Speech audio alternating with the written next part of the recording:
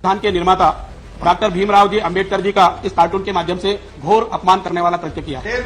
ये चित्र अगर आप देखेंगे तो इसमें नीचे जो लिखा है, हजारों लोगों की उपस्थिति में नेहरू जी कह रहे हैं उनको कि तुमको संविधान निर्माण के लिए 3 साल का समय दिया था और तुमने 3 साल में उसको पूरा नहीं किया, ये कहकर के कोड़े मार रहे हैं। ये घोर निंदनीय है, घोर आपत्तिजनक है। डॉक्टर अंबेडकर को कोड़े मारते हुए नेहरू का कार्टून। जी हाँ, क्या आप यकीन करेंगे कि आज जिन अंबेडकर के नाम पर कांग्रेस सुबह शाम राजनीति कर रही है, मनमोहन सिंह की सरकार में एनसीईआरटी की किताबों में उन्हीं डॉक्टर अंबेडकर को कोड़े मारते नेहरू का कार्टून दिखाया जाता था।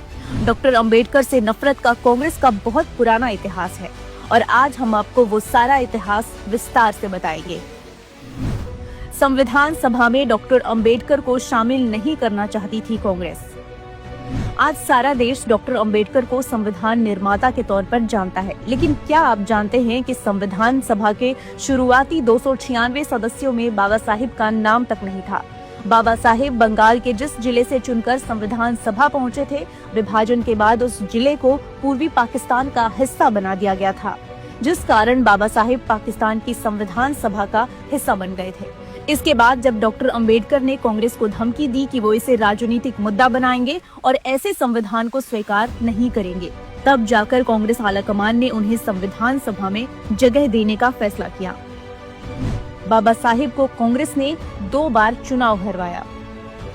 आज चाहे कांग्रेस हर चुनाव में डॉक्टर अंबेडकर का नाम जपे, लेकिन सच तो ये है कि साल 1952 और 1954 में डॉक्टर अंबेडकर को लोकसभा पहुंचने से रोकने के लिए पंडित नेहरू ने पूरी ताकत लगा दी थी। 1952 में हुए पहले आम चुनाव में और 1954 के उपचुनाव, दोनों जगह कांग्रेस के हाथों बाबा साहिब अंबेडकर को हार का सामना करना पड़ा और इन दोनों ही चुनाव में स्वयं नेहरू ने बाबा साहिब अंबेडकर के खिलाफ चुनाव प्रचार किया था, जैसे नेहरू खुद ही नहीं चाहते थे कि अंबेडकर जीतकर लोकसभा पहुंच जाएं।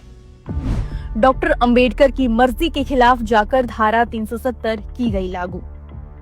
डॉक्टर अंबेडकर इतने दूरदर्शी थे कि जम्मू और कश्मीर को स्पेशल स्टेट का दर्जा देने का परिणाम क्या होगा, ये डॉक्टर अंबेडकर ने 70 साल पहले ही समझ लिया था।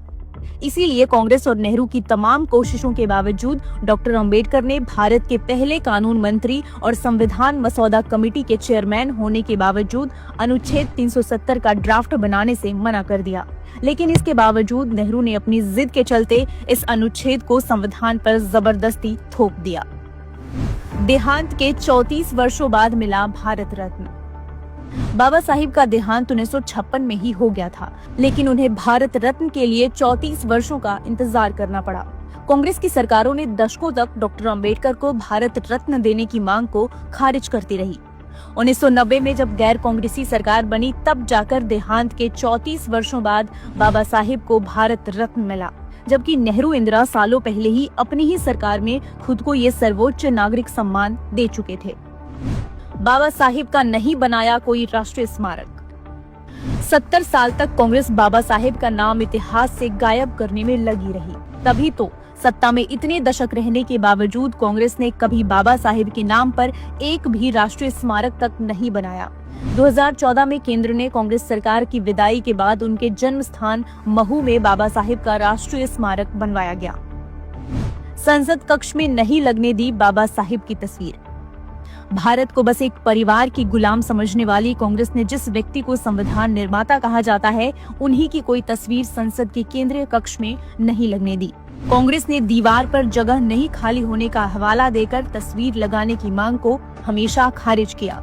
1989 में जब गैर कांग्रेसी सरकार बनी, तब जाकर संसद के केंद्रीय कक्ष में बाबा साहिब का चित्र शामिल कराया। आज दलित वोट के लिए कांग्रेस कितना भी डॉक्टर अंबेडकर के नाम का जाप कर ले, लेकिन सच तो ये है कि जीते जी और देहांत के बाद भी कांग्रेस ने नेहरू, इंदिरा, राजीव को महान साबित करने के लिए डॉक्टर अंबेडकर और उन जैसे दर्जनों दूसरे राष्ट्रीय महापुरुषों का कदम कदम पर सिर्फ अपमान ही किया है। और उस अपमान को तो ना देश भूलेगा और ना ही उस अपमान के लिए कांग्रेस को कभी माफ करेगा।